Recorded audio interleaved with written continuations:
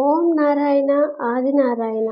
భగవాన్ శ్రీ వెంకయ్య స్వామి వారికి నా హృదయపూర్వక నమస్కారములు.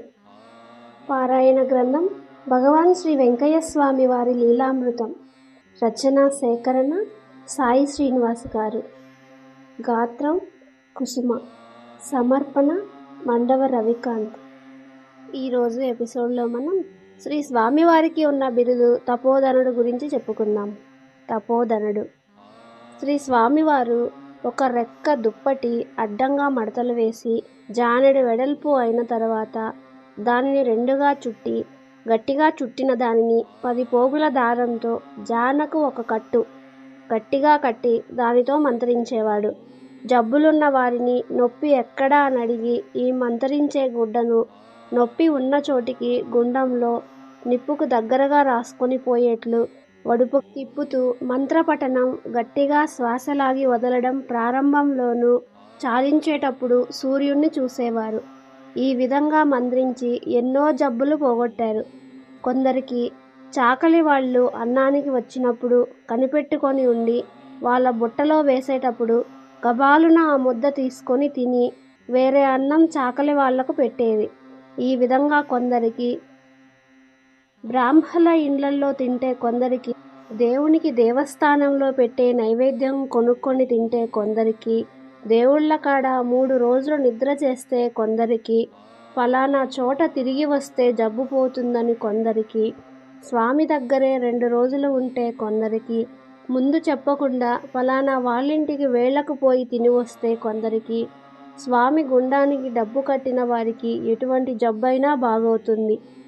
కానీ ఈ సంగతి స్వామి చెప్పరు. శిష్యులకు తెలిసినా చెడ్డగా భావిస్తారనే ఉద్దేశంతో చెప్పరు. వాళ్ళకై వాళ్ళు తెలుసుకుంటేనే బాగయ్యేది. కొంతమంది గండాలు తప్పిపోవటానికి నిప్పు వేసి భజన చేసుకోమనేవారు. మరికొందరికి కంచి వరదరాజుల వద్ద నిద్ర చేయమనేవారు. కొందరికి జొన్నవాడలో ఉండే వరదరాజస్వామి వద్ద మరింత కర్పూరం వెలిగించి 3 రోజులు నిద్ర చేయమనేవారు. కొందరికి కోటితీర్థం శివాలయం దగ్గర ఏటి ఒడ్డున నిలబడి 4 వైపులా చూస్తే గండం తప్పిపోతుందని చెప్పేవారు.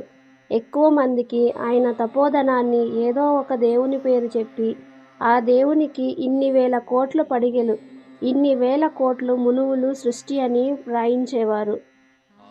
నా చేతనే ఎన్నో వందల మందికి ఆయుస్సు రాయించడం ఇంతకు ముందు ఏ మహనీయుడు వాడలేదు, చరిత్రలో కూడా వినలేదు. ఇంతటి గొప్ప మహనీయుణ్ణి పిచ్చి వెంకయ్య అన్నారు. అప్పట్లో ప్రజలకు స్వామి ఒకరోజు ఒక మాట చెప్పారు. లోకంలో అందరికీ పిచ్చేను, మనిషికో రకం పిచ్చి, అందులో మన పిచ్చే కొంచెం మేలన్నారు.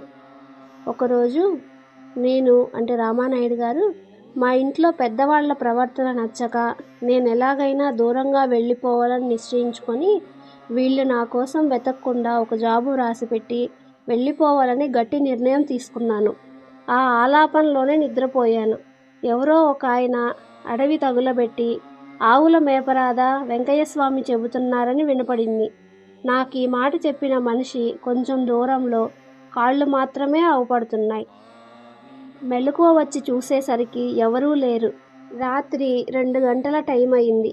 ఏమిటో ఈ విధంగా స్వప్నం వచ్చిందని స్వామిని అడగాలని, స్వామికి ఈ విషయం చెప్పిన తర్వాత పోవచ్చులే అనుకొని మరునాడు స్వామి వద్దకు వెళ్ళాను. బద్వేల్ తిప్ప మీదకి స్వామిని కలుసుకునే విధంగా అనుకొని పండుకున్నాను.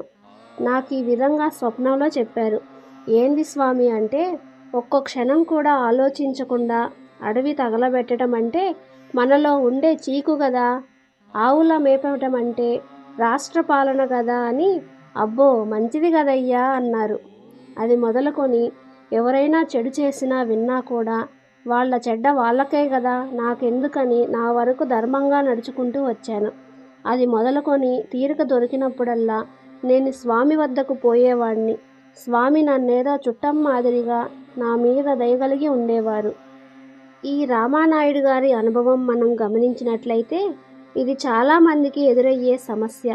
పరిస్థితులు ప్రతికూలించినప్పుడు, లేక ఇంట్లో వారితో అనుబంధం ఆప్యాయతలలో అపార్థం కలిగినప్పుడు వాళ్ళ మీద వ్యతిరేకత ఏర్పడుతుంది. అటువంటప్పుడే నిబ్బరంగా ఉండాలి. మనలో ఉన్న చికాకును తొలగిస్తే మనసు ప్రశాంతంగా ఉంటుంది.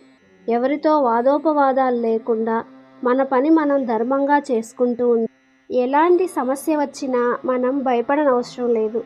అందుకే స్వామి రామానాయుడు గారికి అలాంటి స్వప్నం కల్పించి పరిష్కారం చూపించారు.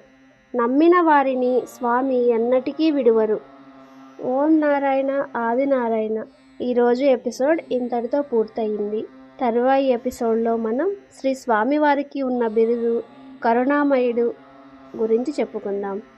భగవాన్ శ్రీ వెంకయ్య స్వామి వారికి జయము జయము. సర్వే జనా సుఖినో భవంతు.